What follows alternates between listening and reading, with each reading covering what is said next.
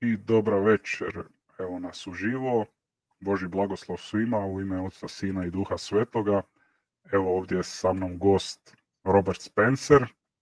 Evo samo sekunda da vidimo da li je sve u redu sa streamom. Samo sekunda, dobro, sve u redu. Evo ga, znači naš gost je Robert Spencer, znači jedan je od vodećih svjetskih stručnjaka za džihadizam.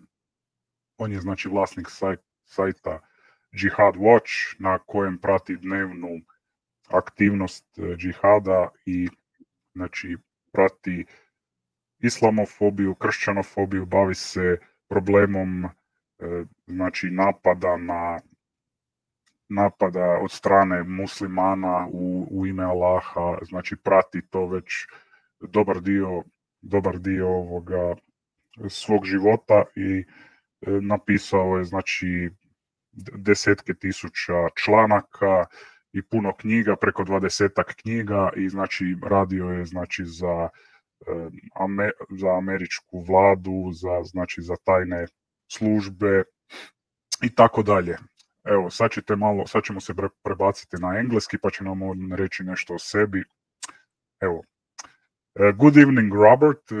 That was a little introduction in my language, so I will now introduce you in your language and for other English speakers. So we have here our guest. I'm very pleased that we have him. He's Robert Spencer, author of 26 books, including New York Times bestsellers, The Politically Incorrect Guide to Islam, and the Crusades, The Truth About Muhammad, and the bestsellers The History of Jihad from Muhammad to ISIS, then The Critical Quran, explained from the key Islamic commentaries and contemporary historical research. And his new book is The Sumter Gambit, How the Left is Trying to Foment a Civil War. Good evening, sir, and how are you? Good evening. Very good. Thank you. Thank you for having me on. I wish we could do this in your language, but unfortunately, I did not learn it for the show. No problem. I read in your bio that you were a guest in some of the Eastern European countries. I think it was Croatia. That was a surprise for me because as we do these shows for Eastern European audience in our languages, we haven't found that clip. Let me a little bit introduce you also for our viewers. So Robert Spencer has led seminars on Islam and Jihad for the FBI, the United States Central Command, the United States Army Command and General Staff College, the U.S. Army Asymmetric Warfare Group, the Joint Terrorism Task Force, GTTF, the Justice Department Anti-Terrorism Advisory Council, and the U.S. intelligence community. He has discussed jihad, Islam, and terrorism at workshops sponsored by the U.S. State Department and the German Foreign Ministry. He is senior fellow with the Center for Security Policy. He has written many hundreds of articles about jihad and Islamic terrorism. His articles on Islam and other topics have appeared in Los Angeles Times, San Francisco Examiner, New York Post, the Washington Times, and so on. He has appeared on media like BBC, ABC News, CNN, France 24, Voice of Russia, and many others. And he has been studying Islamic theology, law, and history in depth since the 80s in the last century, right? Yes. The last yes. century. Yeah. I'm very pleased and I'm very honored that I can have Robert here. And of course, when you do such work, such sensible work like Islamic jihadism, you have many charges against yourself. So one of the charge against Robert is that he blames all Muslims for the crimes of Islamic jihad terrorists who are condemned by the vast majority of peaceful Muslims. But the fact is that this charge is never accompanied accompanied by any quote from Robert Spencer, because it has no basis in reality whatsoever. You never blamed all Muslims for the crimes of jihad terrorists. Is that correct? Of course, it would be silly. Yeah. It's just these things keep on being repeated because they are useful as propaganda points. And people who are uninformed and inclined to trust what they hear from the establishment, they believe it. But there's no basis in fact for it. And anytime people repeat this to me on Twitter, I say, well, give me the quote. Where exactly did I say this? And of course, they never can. Yes, I understand. And also there is charge. Spencer is one of the most prolific anti-Muslim figures in the United States. Why you answered, I'm not anti-Muslim. I oppose jihad terror and Sharia oppression of women, non-Muslims, and others. I'm no more anti-Muslim than foes of the Nazis were anti-German. Can you clarify that a bit to us also? Well, Just one comment. Very simply, not all the Germans were Nazis. To oppose Nazism during World War II was not to hate Germans, and necessarily. And it's the same thing today. One can oppose jihad as a violent expansionist, supremacist, aggressive ideology without hating Muslims. It's a very different matter because each individual Muslim has a different relationship to Sharia, Islamic law, and a different idea of how it should be implemented and a different commitment to implementing it. And so you have to take each Muslim on an individual basis and evaluate him or her on his own individuality. But Islamic teaching is very clear and doesn't change. Yes. Can you introduce a little bit your books and Jihad Watch in minute or two? Yeah, Jihad Watch, I've been running since 2003, and that is a daily news site for jihad activity. You want to know what's going on all around the world in jihad violence and related matters, it's all there at jihadwatch.org. I have 26 books, as you noted. Probably the most important are 3. The Critical Quran, which is a new translation, a very clear translation into English of the Quran, an honest translation where most of the translations are not honest, and whitewash what the Quran actually says, plus commentary to give you an idea of what the mainstream Islamic understanding of these passages is. Because a lot of Islamic apologists, of course, in Europe and North America, they like to say, oh, you're taking it out of context anytime you quote an uncomfortable passage. So the context is all there in the Critical Quran. And then there's the Truth About Muhammad, which is a summary of the Islamic texts about Muhammad. So it's a summary of what Muslims believe about Muhammad. And that goes along with the Quran because the Quran and Muhammad are the 2 primary authorities in Islam. And then the 3rd book would be The History of Jihad, which shows how Muslims throughout 1400 years have applied the teachings of the Quran and Muhammad, so that when Islamic apologists tell you that's not how we understand any of these passages, we understand them to be entirely benign and peaceful, and jihad is just getting to work on time or something, then you can see from the history of jihad that for 1400 years, without any interruption and without any challenge, Muslims have understood jihad to be warfare against unbelievers. Yes, I understand. I will share something now with you. I don't know if you have heard about ChatGPT Online. That is advanced chatbot by OpenAI. And I've asked him a few questions about Christian persecution and jihad. And it gave interesting answers. For example, how many deaths of Christians has occurred in 21st century? And if you can see in the middle, according to the International Society for Human Rights, as many as 90,000 Christians are killed each year. Okay. Now, how many deaths of Muslims has occurred in 21st century?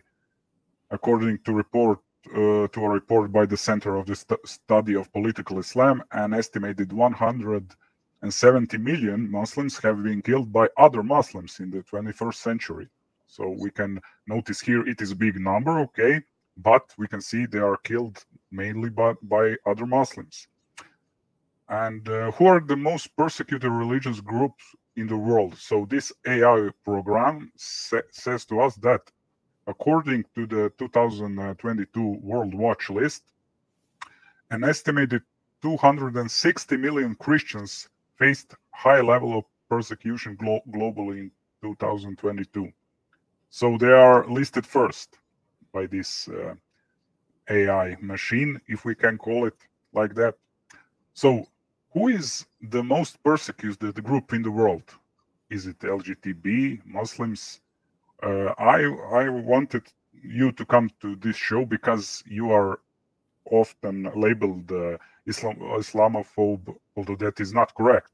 But we can see that both LGBT and Muslims use their defense system like homophobia and Islamophobia.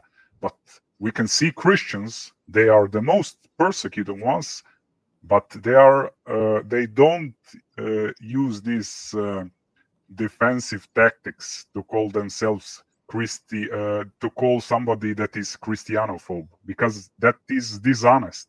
Can you explain us a little bit about that? Certainly.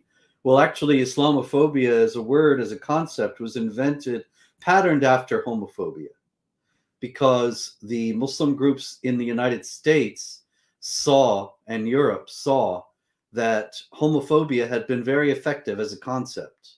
That when the LGBT movement began and people were pushing for gay rights, then they began to accuse their opponents of homophobia, as if to say that the critics of the LGBT movement were just pathological. They had a mental illness. It was a psychological problem that they had an irrational fear or hatred of homosexuals, homophobia. Now, this was an invented concept at the time, and it was manipulative in terms of trying to coerce people in a propagandistic manner into agreeing with their agenda, because otherwise they would be deemed mentally ill or something close to it. But it was effective. It was a very effective tactic. And so the Council on American Islamic Relations, the International Institute of Islamic Thought, the Muslim American Society, and some other groups linked to the Muslim Brotherhood, they, in the 1990s, adopted the term homophobia, Islamophobia, excuse me, and they adopted that term patterned after homophobia in order to intimidate, manipulate, and coerce their own critics, and to give the impression that if you stood up against jihad violence and Sharia oppression of women, there's something wrong with you. You have a mental illness. You have an irrational fear and hatred. And it's also been quite effective in silencing criticism of these things. And people are afraid to speak out even against jihad violence and Sharia oppression because they're afraid of being called Islamophobic, which could cause them tremendous professional and personal harm. Very, very interesting, because we don't see, for example, Jews that they call that, although we have the term anti-Semitism, but we don't have the term Judaismophobia or Christianophobia, because we don't cry, hey, you hate my religion, you hate me because of that. It's so silly. And and now I will show you. Yeah, say. I'm sorry. It's just saying it's silly, yes, but that's how the West works today. The West fetishizes victimhood today. Everything is glorifying the victim. And if you can claim that you're a victim, then you can go far in Western society. So if the Islamic groups can claim they're victims, then they get preferential status and deflection from the jihad terror activities. And so it's worked very well for them because they're playing upon the maladies of Western society today, that we make heroes out of victims and glorify victimhood. Yeah, very interesting. And I will now show you studies on Christian persecution. So the following statistics from Pew Research Center shows that Christianity is the world's most persecuted religion across all nations, and that is the largest religious group and continues to grow. According to the 2020 report, government restrictions and social hostilities towards Christianity have risen in over 150 countries. Furthermore, 13 Christians die every day due to widespread persecution, which you write many about on your Jihad Watch. And following Christianity, the following persecuted groups are Jews, Hindus, Buddhists, Islam, and others. So we don't see that Islam is first or second, or that the LGBT, of course, LGBT population is smaller, but here is also the percentage taken in account. And also the group Open Doors USA figures that 360 million Christians last year, that was in 2022, lived in countries where persecution was significant. So we can see numbers where many Christians were murdered, more than 600 were detained and imprisoned, another 400 were kidnapped. And in addition, more than 500 churches and other religious facilities were destroyed. But we don't see left media talk a lot about it, and I will just show you this, and would wanted to hear you commenting about this. So we can see it was on many media, even on Forbes and the BBC, that Christian persecution is at near genocide levels. And 1 out of every 7 Christians suffers a severe form of persecution. And they are particularly grave violations of religious freedom that took place in 38 countries. That was from churchin.org. And the Christians are most persecuted group in the world, study says, from aletheia.org. So, this one comment at last. This is Raymond Ibrahim, writer. He gave his comment for Prager University. His comment was very significant to me. Which is the most persecuted religions group in the world today? The answer in terms of sheer numbers and sheer horror might surprise you. It's Christians. So specifically Christians living in Muslim majority countries. Countries where Christians often preceded Muslims by centuries. I'm not talking about war and Christmas type harassment. I'm talking about know your place or we're going to kill you persecution. Astonishingly, the Western mainstream media barely acknowledge what is happening. I would like to hear your comments about all this, Robert. The mainstream media doesn't acknowledge what's happening because the mainstream media is not a news source. And we need to recognize that. Anybody who's watching this needs to recognize that if you have not already done so. We grew up taking for granted that what we saw on the television news or read in the newspapers, well, maybe you didn't in your part of the world, but we certainly did in the United States.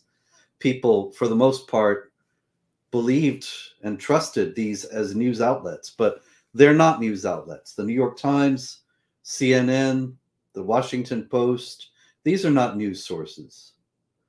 You want your news, you have to go to various different sources, many of which are now available online. But the New York Times, the Washington Post, CNN, all the most respected alleged news outlets in the United States, they are propaganda outlets. They are designed to further the narrative of the left. That's all they're about. If something doesn't fit the narrative of the left, then it doesn't exist. as far as they're concerned.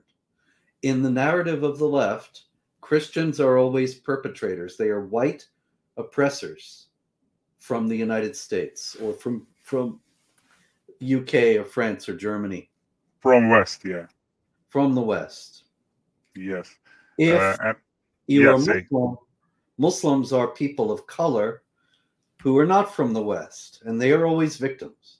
So if you have news of Muslims persecuting Christians, that doesn't fit the narrative, and so it doesn't exist, and it's not reported in the West. yes, I understand. We can hear many of our Muslim friends that always bring, oh, the Crusades, the Christians slaughtered the Muslims. But okay, we know that it was many Crusades, and some of them were conflict in Jerusalem. But what the historians say that if we look at the numbers, total deaths of all time in the Crusades in Jerusalem was up to 70,000 people, which is probably exaggeration. What do researchers today say? But opinion is it is probably about around 40,000. But if we compare that to the deaths of Christians every year today, the death of Christians, it rises up to 900 every year. So do Christians yell, hey, you are Christianophobes? Why is that it is so unjust? We don't label ourselves or others that they are Christianophobes. And how do you comment about that? That those some other groups, they love to label others, although they are not. Although we can see that Christians are actually the most persecuted ones. Well, Christianity teaches that the Christians should be patient in suffering, and not complain, but trust in God.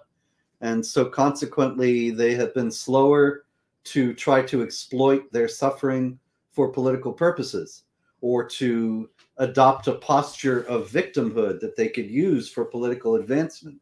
Whereas Islam is the only religion in the world that has a developed public relations arm, as well as the various religious activities in which it engages.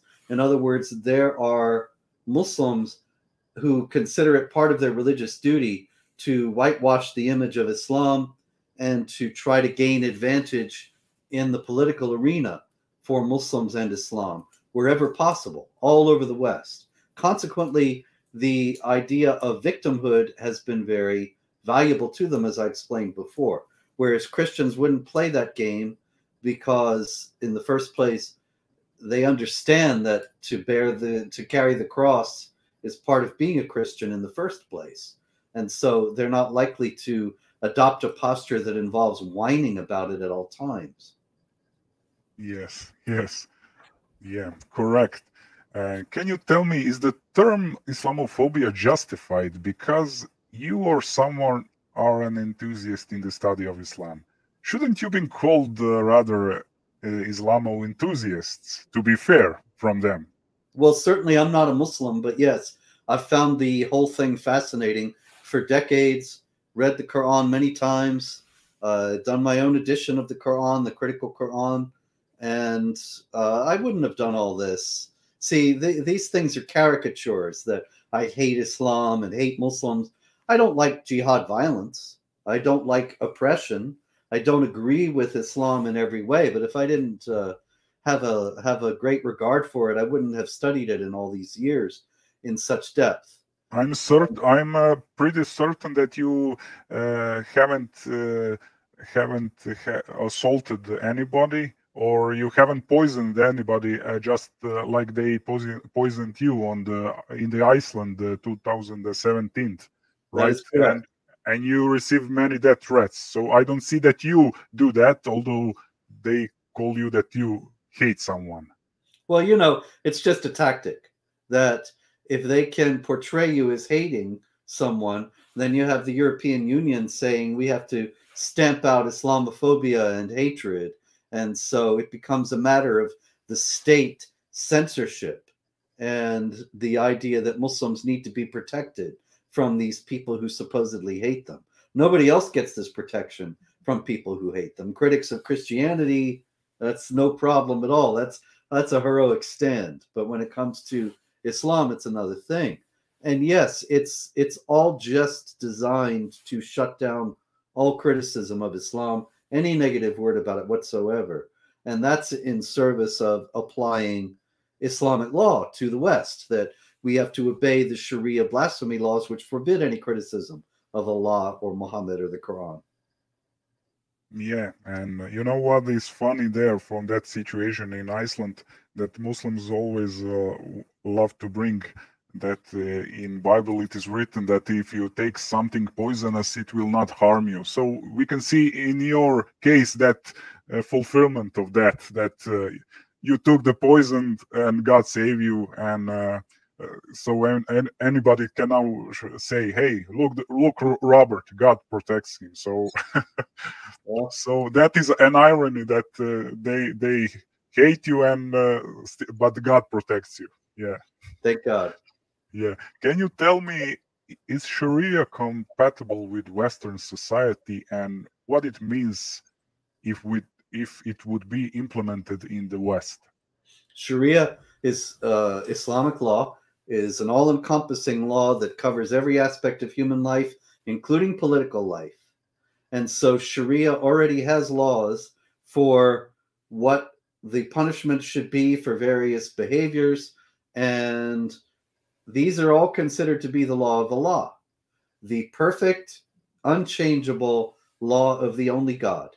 And so Sharia is not compatible with Western law, because Western law is based on the consensus of the governed as expressed at the ballot box or by whatever other means are established in any given state. And the laws are considered to be, they are human laws. Nobody's saying that the government of the United States is based on divine law, but the government of Pakistan, government of Iran, Saudi Arabia, those are based on divine law, at least as Muslims see it. And so as Muslims come west, there's going to be increasing conflict between them and non-Muslims over the aspects of Islamic law that contradict Western laws. Islamic law allows for example, the female genital mutilation, which is illegal in many Western countries. Polygamy, which is illegal in many Western countries, although the British and others, they're just ignoring that they have polygamy illegal now and allowing Muslim polygamists free reign. And the laws that mandate second-class status for women contradict Western laws in many ways. The laws that call for death penalty for leaving Islam obviously contradicts Western provisions about the freedom of conscience. There are many, many other areas in which Sharia and Western laws conflict, but no Western politician, not a single one anywhere that I know of, with the exceptions, I suppose, of Geert Wilders in the Netherlands and the Sweden Democrats in Sweden, and Marine Le Pen, Eric Zemmour, just a handful. No mainstream Western politicians are calling for any reevaluation of mass Muslim migration policies based on the incompatibility of Sharia with Western law, or even admitting that there is any incompatibility of Sharia with Western law. It doesn't exist as far as they're concerned. Yes. Can you answer, why do Muslims get non-friendly when we as Christians quote them their own sources? We're not supposed to know what's in their sources. As a matter of fact, in the old Islamic caliphates, many hundreds of years ago, it was illegal for the non-Muslims to read the Quran or study other Islamic texts. It could cost you your life. And nowadays, there is so much deception in the West. All over, we hear about Islam being a religion of peace, the Quran teaching peace, Islam forbidding terrorism, Islam teaching women's rights, Islam teaching all these, and it's not true. but they rely on the ignorance of the people to whom they're speaking to put over these ideas. I remember years ago on a national news show in the United States, my friend Pamela Geller was on with an Islamic imam, and she outlined some problems with the Quran. And then the host asked the imam, is there a passage in the Quran that calls for, that people might understand as calling for violence? And I thought, this lady doesn't have a clue. If she had any sense of what she was talking about, she would know there are many such passages. It's not just one random passage that some people misinterpret, but the Quran is full of hatred for unbelievers, calls for violence against them, and so on.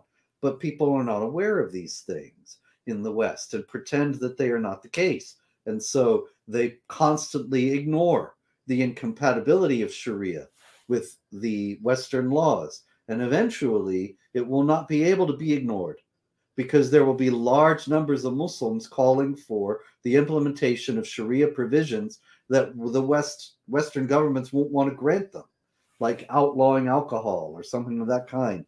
And then there will be conflicts, because they didn't deal with these problems when they were much smaller, when they could have.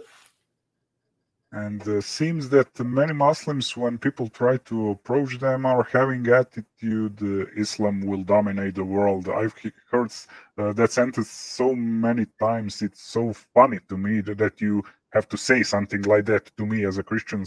Why don't you have some friendly attitude? What is the reason of that unfriendly mentality? Why is such approach? The Quran in chapter 5, verse 51 says, do not take Jews and Christians as your friends. Very simple. So they are not going to be, they might be friendly to you in some superficial manner, but if you have a knowledgeable and devout Muslim, he's never going to be friendly to you. And many times he will be very unfriendly, especially if he thinks that you are opposed to Islam, as that is an imitation of Muhammad, excuse me, the prophet of Islam, who was very, very rude and unkind to his opponents and spoke to them in the most crude and hostile manner. And of course, he is to be emulated in all details. And so that's one aspect of your question. The other is that he also is said to have taught that Islam must dominate and not be dominated. And so there is no sense in Islam of peaceful coexistence, of living together with the non-Muslims as equals in a society in which the Islamic law is not established. There's no idea of it. It doesn't exist as a concept. The only thing there can be is the dominance of Islam. And if the Muslims are not dominant, then they must be working toward being dominant, or they are not being obedient to the teachings of the Quran and Muhammad. And why are there so many terrorist attacks in the world in the name of Allah? Can you please explain us? Chapter 2, verse 191 and chapter 4, verse 89 say, kill them wherever you find them. Chapter 9, verse 5, this is all of the Quran, of course. Chapter 9, verse 5 says, kill the mushrikun, the polytheists, wherever you find them. Chapter 47, verse 4, when you meet the unbelievers, strike the necks. Chapter 8, verse 60, strike terror in the enemies of Allah. Chapter 8, verse 12, strike terror in the enemies of Allah, strike their necks and their fingertips, and on and on and on. But some Muslims say that some of those is in self-defense. Can you clarify for us? Yeah, that is a very, very common deception in the West, that Muslims tell non-Muslims that the fighting in the Quran is only for self-defense. And so the idea is that if the non-Muslims will leave the Muslims alone, then there will be peace. But that's never been the case throughout history. In the first place, if that is how the Quran is rightly understood, then Muslims have been misunderstanding the Quran for 1400 years. Because the tafsirs are wrong, because I've heard that sentence to your religion, to my religion is abrogated by the violent verse. So you are correct. 39, chapter 8, verse 39 says, fight them until religion is all for Allah. Well, if you're going to fight them until religion is all for Allah, that says fight them until persecution is no more and religion is all for Allah, then you have to keep fighting them even if they're not fighting you, if their religion is not for Allah. And so the fighting is clearly not just defensive. And the 1400 years of Islamic history show that the Muslims were just in Arabia, and 100 years later, they have an empire stretching from Spain to India. Did all those places attack the Muslims? No. Nobody attacked them. They came out and waged aggressive, offensive war against the non-Muslims in accord with the teachings of the Quran. Actually, the teachings come as a result of those things, but that's another question. But yeah, the teachings are about aggressive, offensive war, and that's how the Muslims have behaved throughout history. Yeah, and I've heard some great sheikhs like Al-Hakim and others that say the same like you, that offensive jihad exists, that they have defensive, but they also have offensive, and they, as I remember, as that sheikh said, he said, there is also jihad al-talab. We don't want to talk about, many Muslims don't want to talk about, and that is offensive jihad. He said it exists, it existed in the time of Prophet, and so it means it have to exist now, because Muhammad is the best role model for every Muslim. Exactly. In Ibn Ishaq, the first biographer of Muhammad, from the late 8th century, he says there are 3 stages of development in the Quran about jihad. First is peaceful coexistence. Second is defensive jihad. And the third is offensive jihad. So this goes all the way back to the beginnings of Islam, that offensive jihad is the third and final stage of the Quran's teachings on jihad. And so whenever the Muslims are able, they are supposed to be waging war in order to extend the hegemony of Islam over the unbelievers around them. Do imams and sheikhs try to sugarcoat Islam then to non-Muslims? Very much so. War is deceit. That's another thing that Muhammad is supposed to have said. And consequently, it is considered to be an integral aspect of the war against the unbelievers, which they are fighting until religion is all for Allah, to lie to the unbelievers in order to deceive them about what one's real intentions are. And so they're waging this open-ended war against all non-Muslims till the end of time. But obviously, they are not wanting us to know that, because then we might prepare ourselves against it.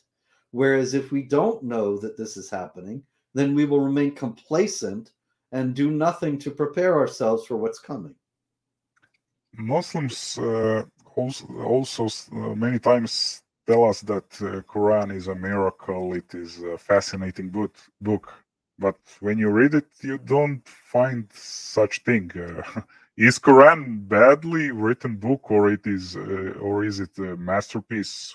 It's an extraordinarily badly written book. I do find it fascinating, but not in the way that the Islamic apologists mean. The Quran is, in the first place, full of errors of fact, errors of history, errors of science, even errors of Arabic grammar. And it says that it's a pure book, a pure Arabic book, but it's full of foreign words that are not Arabic. It is chaotically organized, because it's not organized historically, it's not organized chronologically, it's not organized thematically. It is organized roughly, even this is not consistent, from the longest chapter to the shortest, starting with the second. Can you imagine that you read some book from William Shakespeare, and now you have in chronological order first chapter 39, then chapter 2, then chapter 5, then chapter 70. So how that looks like, and all the details are not in that book, but are in a second book called the Hadith of Shakespeare, and there is all the explanation. Although this is clear book, this one is the clear, and it contains all knowledge, but you can find all the details actually in the Hadiths. So I would say that Hadiths are the real literature of Muslims. Yeah. What do you think about that? You really can't understand the Quran at all without hadith. And a lot of Muslims don't realize this because they are so used to reading the Quran in light of the hadith that they don't recognize that they are actually depending entirely 100% upon the hadith's explanation for their understanding of the Quran passage. One example of this is at the beginning of chapter 66, where there's a very strange, elusive story about Muhammad being told that he has permission to break an oath and that his two wives better not complain or he'll divorce them and get other wives. And there's no more explanation given. Actually, when I say Muhammad, he's not even mentioned by name there. So it's somebody's wives are being rebuked. And there's a whole story in the hadith. Actually, there are two conflicting stories. One is that Muhammad slept with one of his concubines, actually, when it was his wife's turn. He would go from wife to wife every night with a different one. And so one night he skipped one and went to the concubine instead. She found out and was angry with him because he had made an oath that he would follow this order. And so Allah frees him from the oath and threatens the wives. That's one explanation of the Quran passage. The other is that he ate honey, and he was not supposed to eat honey for some reason, and they smelled it on his breath. Yeah, that's a much more benign version of the story. And so either way, though, there's no indication of which one is right in the Quran or whether either one of them is right.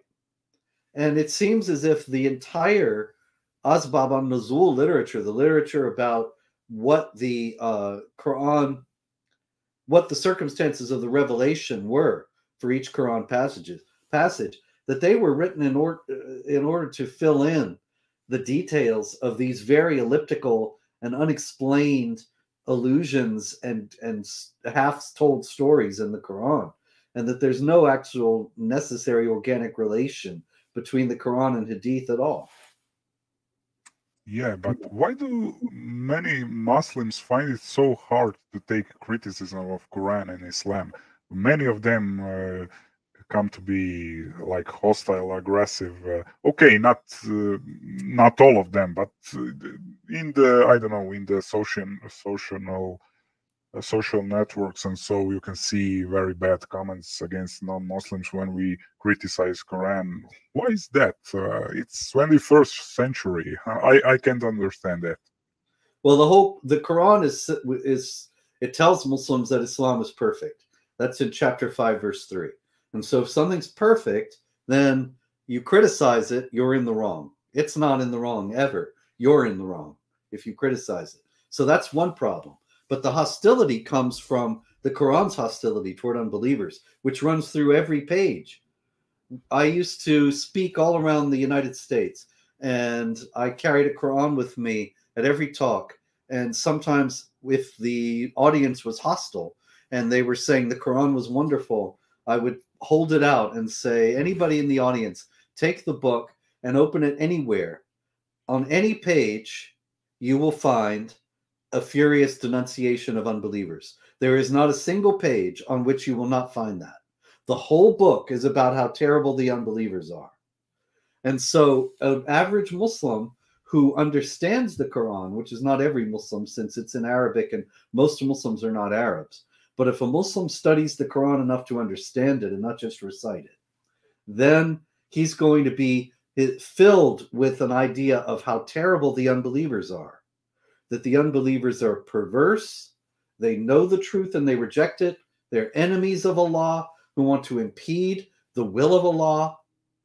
And then someone comes along and starts to speak about the Quran in a negative manner, and a devout, knowledgeable Muslim is going to think, this is everything Allah warned me about in the Quran.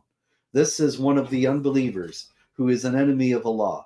And the Quran is hostile to him. I'll be hostile to him as well. Very, very interesting. But can you tell us, was jihad in Muhammad's time considered mental gymnastics for meditation, or it was used for warfare mainly? Muhammad fought in many battles, and most of them were offensive. The last battle of his life was actually no battle at all, but it was an expedition that he took in the heat of the summer in the desert in Arabia in the year 630. He took an expedition of Muslims up to Tabuk in northern Arabia or southern Syria, depending on where you draw the border, where there was a Byzantine garrison, a garrison of the Roman Empire, the Byzantine Empire. And he didn't find any of the troops there. They had moved on. So he went back home and then got the revelation, this is according to Islamic tradition, of Surah 9, chapter 9 of the Quran, which is full of denunciations of those who don't dare to wage war. Because it was the heat of summer, many of the Muslims did not want to go with him across the desert to Tabuk. So none of that happened because the Byzantines had attacked him. There is no indication in the Byzantine literature that they had any idea that there was some new prophet in Arabia, if there was at that time. And the whole thing isn't fictional to begin with. And they didn't take any measures to harm the Muslims in Arabia. It was only Muhammad making a completely unprovoked attack.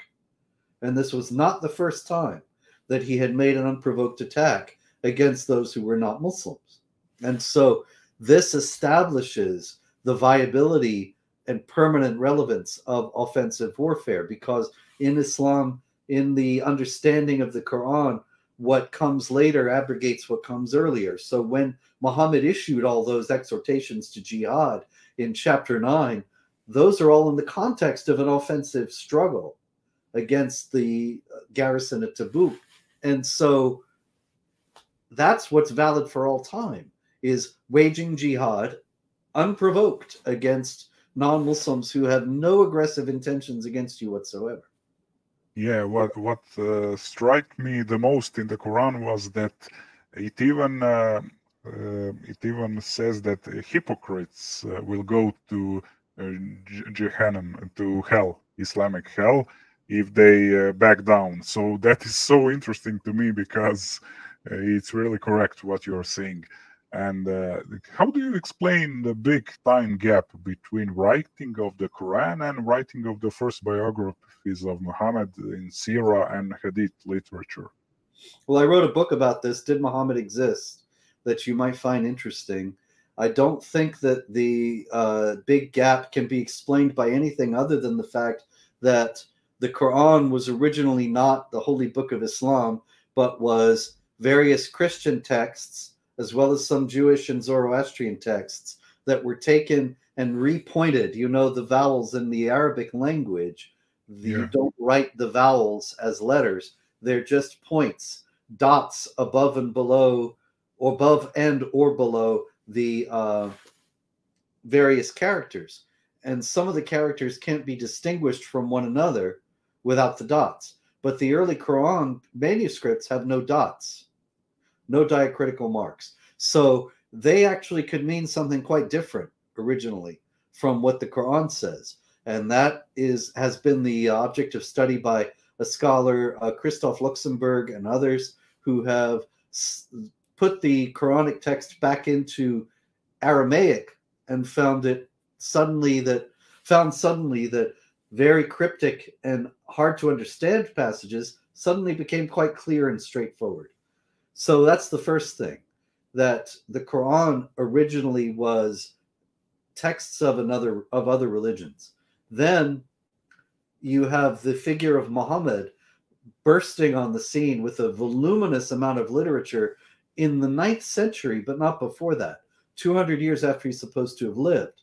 And so that is the time that the religion was being developed. And it seems that before this, there was a group of people who held to a vague, creedally non-specific Abrahamic monotheism, but didn't have this developed theology. And they were the ones who did the early conquests. But after they did the conquests, they began to think they needed a religion of their own in order to unify their empire, after the manner of the Roman Empire that was Christian and the Persian Empire that was Zoroastrian. It wasn't a constitution or a parliament that unified an empire. It was a common religion. So they began to put together Islam as their common religion and made it aggressive and violent in order to ensure that their empire would be preserved and expanded. Okay, can you tell me how do you live when you know all of this and you are you receive many death threats, as I know. How do you live when you know there are so many Muslim radicals who would like to kill you, to chop your head off? Well, maybe they will one day, but I know that I'm not going to live forever if they don't. And so it doesn't really matter to me. The fact is that everybody dies, nobody knows when. And if we don't have people who are willing to stand up and defend the freedoms that we enjoy in the West, then our children and grandchildren will not enjoy them. And so I'm willing to take that risk. Are you familiar with jihadism in areas of countries of ex-Yugoslavia, and how much do you know about it?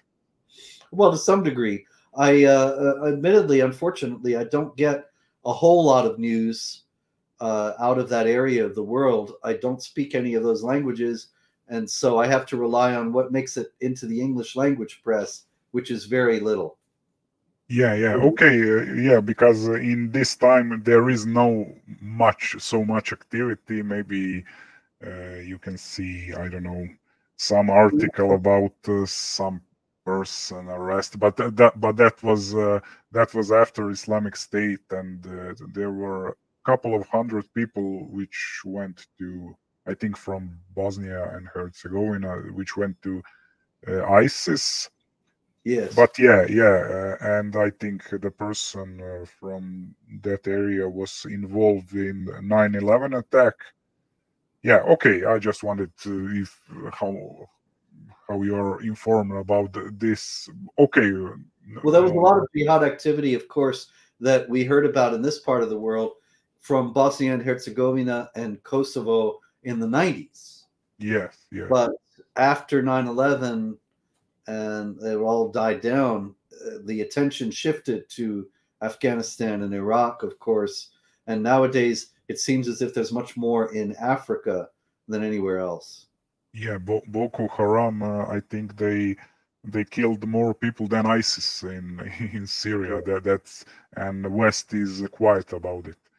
Yes, the U.S. State Department. I'm sorry. Yes. Say. They removed Nigeria from the list of countries that engaged in religious persecution, which was appalling and politically motivated, apparently, because in Nigeria, Christians are persecuted more fiercely than they are anywhere in the world right now. Yes.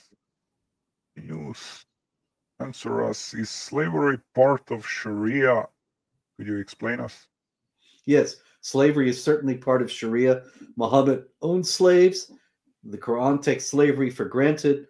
The Quran sometimes says to free a slave under specific circumstances as an act of kindness, but never enjoins the mass freeing of all the slaves. And so because the Quran is considered to be the perfect book, there is no abolitionism. There's no opposition to slavery that can be sustained on a Quranic or Islamic basis. In the West, the abolitionist movement grew in the UK and the United States based on Christian principles. Because even though the Bible allowed for slavery, the Bible also taught that every human being was equal in dignity before God. And so it was on the basis of Christian principles that Christian preachers began to denounce and work against slavery in the West. But this never happened in Islam and never could happen in Islam because Islam does not teach the equal dignity of all human beings. It teaches that the unbelievers are the most vile of created beings. And so why not enslave them? And slavery is allowed because Muhammad did it. It must be right. Yeah, and but do you agree that liberal Muslims seems they don't want Sharia in their country? They would like it in other countries, and they are quiet about it. For example, why don't they protest across the world and call out imams and scholars and say Sharia is wrong if they are so on the West, for example, if they are so moderate Muslims, why didn't they shout, "Hey, Sharia is wrong. Oh no, you're wrong." Why didn't protest? That's I the can't biggest understand. indictment. That's the biggest indictment of the moderate Muslims in the West. The moderate Muslims in the West have fooled a lot of people who should know better. But I don't know of any moderate Muslim leader in the West who spends any time trying to convince the jihadis that they're misunderstanding Islam. The only thing that liberal Muslims do in the West is try to convince non-Muslims that Islam is peaceful and benign. It's easy to convince non-Muslims that Islam is peaceful and benign because the non-Muslims in question want to believe it very much. And because they don't know anything about Islam, so they can't check what's being said to them. So it's easy, but it's worthless, because if a lot of non-Muslims think that Islam is peaceful, they might not resist Islamization, but that doesn't mean it's going to stop. And these moderates never go to the radical imams, the jihadis, and say, "You're understanding Islam all wrong." Why not? If they're right and the jihadis are wrong, why don't they try to convince them? Yeah, but these liberal Muslims in the West, they wouldn't like to live under Sharia law. Why is that the case? Yeah, they're here too. Like Daniel Hakikaju, he's a very prominent imam or whatever he is in the United States. He does a lot of debates on YouTube with non-Muslims. Okay, that's great. He openly defends Sharia. He praises the Taliban, but he lives in the United States. Why doesn't he go live in Afghanistan? It Yeah, reminds me of Muhammad. There's a hadith in which Muhammad says, "I wish I could be martyred and go out and die for Allah and then come back to life and go out and be killed for Allah and come back to life and be killed for Allah again and come back to life." And meanwhile, he's sending people to be killed for Allah. He never did it once himself. yeah, And yeah. it's I've heard Daniel Hikachu saying that Islam approves martial rape, so that is really, really controversial, and Muslims today should know that Islam approves it, as he says in the Sharia, and we agree, of course, we know. Can you name your top three jihad warfares by Muhammad that imams don't want you to know or don't want to introduce to non-Muslims when they introduce them Islam, although they are in the Islamic sources? Khaybar is the biggest, where Muhammad appeared at the oasis of Khaybar in northern Arabia, where he had exiled the Jewish tribes from Medina. Two of them, he had massacred the third. And he went and massacred the Jews in Khaybar. And it was extraordinarily brutal. It was unprovoked. And it has become the basis for a taunt by jihadis to this day, that they say, "Khaybar, Khaybar, Ya Yahud, Jaish Muhammad Sa Yahud, Khaybar, Khaybar, O Jews, the army of Muhammad will return." And I heard people chanting that in New York at a Palestinian demonstration. And I've seen it in videos all over the world. And nobody wants to explain what it's all about, because you'd end up with a genocidal chant that comes from the life of Muhammad. That's one. The other two, let's see. Well, the Banu Qurayza is the massacre of the third Jewish tribe outside of Medina after the Battle of the Trench, where Muhammad dug a trench around Medina. The Meccans came to besiege the city. They failed to break the siege, and they failed to get into the city. So Muhammad decided that he was going to kill all the Banu Qurayza because he thought they had communicated with the Meccans outside Medina. And so he had them line up by the trench and beheaded them all, 600 to 900 Jews all. And so this is something that I've seen jihadis invoke as to how they're going to treat the Jews now. And that's another one you never hear about in the West. A third, let's see. I already talked about Tabuk. How about his marriage to Zainab, his daughter-in-law? You hear a lot about his child bride Aisha, but you don't hear much about how he lusted after the daughter of his adopted son, Zayd Ibn Haritha or Ibn Muhammad, and then decided that he would take the woman to be his wife instead. And in order to give the appearance that he had not broken any laws, he hadn't married his son's wife, he annulled the adoption. After 30 years of this guy calling himself Zayd ibn Muhammad, he had to go back to calling himself Zayd ibn Haritha because he was no longer Muhammad's son. So Muhammad ended up not marrying his son's wife. Yeah, interesting. And when you mentioning about those Banu Qurayza and so on, and Palestine, and it's isn't it ironic that many Muslims shout, "Hey, free Palestine" and so on, while Muhammad made an ethnic cleansing of Saudi Arabia. We have hadiths when he promised that he would cleanse Saudi Arabia from non-Muslims. So isn't it ironic that they want free Palestine, but and because many accuse Jews that they take land of Palestinians and so on, but Muslims today they fight for Palestine, and Muhammad did the same thing in Saudi Arabia. So really ironic. Yeah. Okay, we have a little bit time. Can you say, do jihadis have funding lobbies in the West? Can you tell us a little bit about that? Yeah, there's a lot of jihadis funding things in the West, or not just jihadis, but the friends of jihadis, like Prince Abdullah bin Talal of Saudi Arabia. I'm not accusing him of being a jihadi, except in the sense of a spiritual struggle, of course. But Prince Abdullah bin Talal has billions of dollars, and he has given millions to Harvard University, to Georgetown University, I'm sure to others. And they all have centers now of Islamic studies that teach a whitewashed understanding of Islam that smears and vilifies, demonizes critics of Islam, lies about what the teachings of Islam are, proselytizes for Islam, and essentially that's all Saudi funded. Yeah.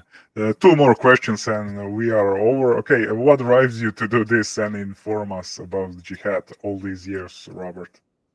Well, I've been interested in Islam ever since I was very young. My family is from the Ottoman Empire. They were exiled for declining to convert to Islam.